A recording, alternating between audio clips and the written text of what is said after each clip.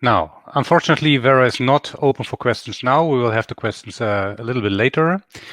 And I would like to remind you to leave all your questions in the chat so we can discuss them after our last talk, which comes from Ralph Dudink. He's a direct colleague of mine working at the Maastricht University Medical Center as a cardiothoracic anesthetist.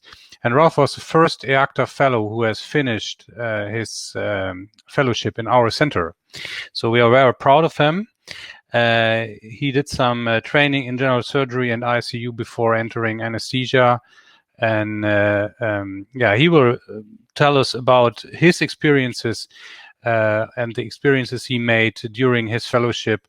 And hopefully he will have some tips and tricks for you and share his experiences. Ralph, please.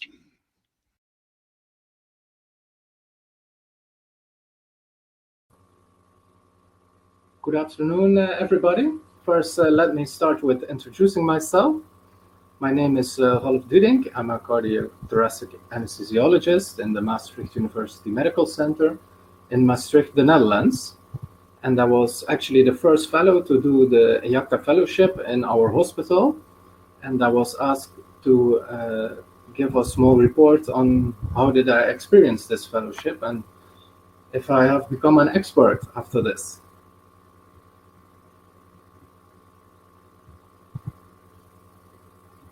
So first I will start with a small introduction. I will talk something about what is an expert. Later I will talk about how to become an expert. How did I become an expert?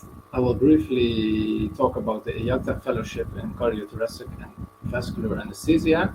And I will try to evaluate if I'm an expert now after following this fellowship, which is a difficult question to answer, but we are going to try. So what is an expert? If you look the internet, you can find many different definitions of an expert, but all they are quite similar. And they state an expert is somebody who has a broad and deep competence in terms of knowledge, skill, and experience, which you gain through practice and education in one particular field. So there are some highlighted parts of this definition here, which you can see. And first is a broad and deep competence in a particular field based on knowledge, skill, and experience, which you gain through practice and education.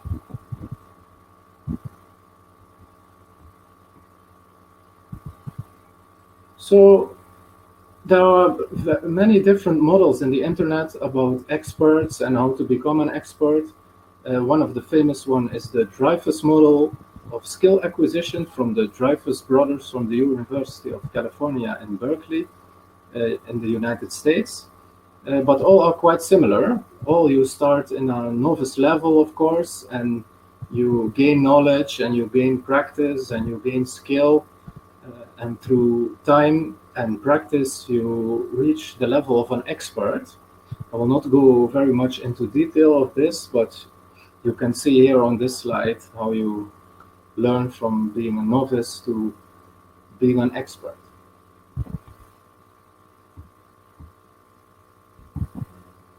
So how exactly do you become an expert? I want to talk a little bit of the hierarchy of competence, which I think is a famous tool for learning and which we all know in the medical field, and it has 4 levels of learning. First is the unconscious incompetence. Later you advance to the conscious incompetence.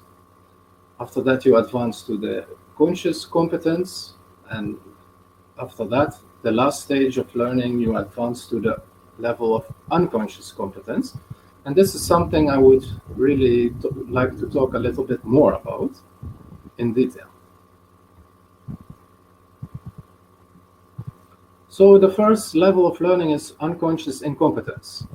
For me, always this is a very funny stage of learning, and you can see it when you look your residents who have just started training. And when you observe them good, you see that the individual doesn't know what he's doing. He doesn't know the theory, he doesn't know the skills, but also he doesn't recognize the deficit. And Even he or she can deny the usefulness of the skill. So you really don't know what you are doing, and you must really recognize your deficit or the usefulness of the deficit before you can move on to the next stage.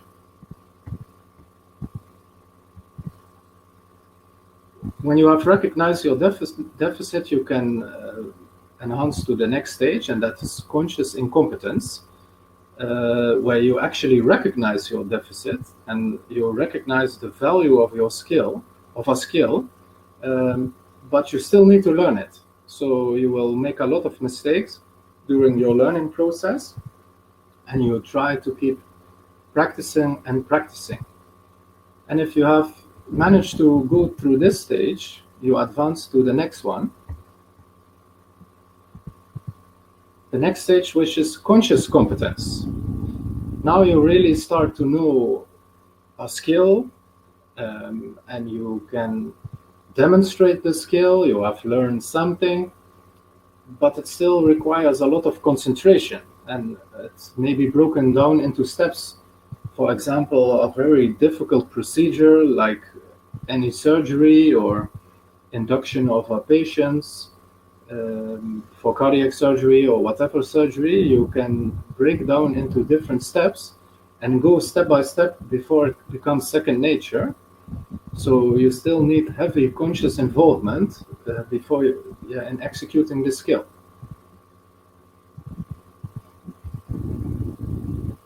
And if you learn more and more, you come to the unconscious competence, which is the last stage of learning, which you hope to achieve after following this fellowship. You need much practice, and the skill becomes second nature. The skill is easily performed, and you can perform the skill also when you are executing other tasks, so you can multitask. And I always say to my residents, you do not know what you know, and the benchmark is what you know today. Your benchmark is what you know today, and you don't realize what you have learned to reach this stage. So for you, what you know today is normal, and you want to gain even more skill or more know everything about your field. So this makes it hard also a little bit to compare yourself with people who are less experienced. For example, residents or especially starting residents.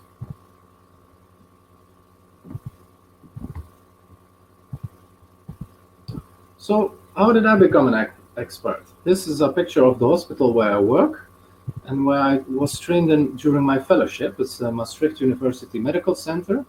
It's actually an accredited center now for the fellowship program, thanks to Dr. Jan Schreiber, who made a lot of effort to start the fellowship and to expand the fellowship and write the curriculum. So thank you. So I want to talk a little bit about the EACTA Fellowship in cardiothoracic and vascular anesthesia. If we go back to one of the first slides where we defined what is an expert, it was important that you have a broad and deep competence in terms of knowledge, skill, and experience, which you gain through practice and education. So how can you reach this stage? At least how did I reach this stage? Well, knowledge and education, I think it's always a good way to start with a basic textbook, and you can read something about your field, the basics, get to know the basics, and if you move further on and further on, you can look into journals and broaden your knowledge.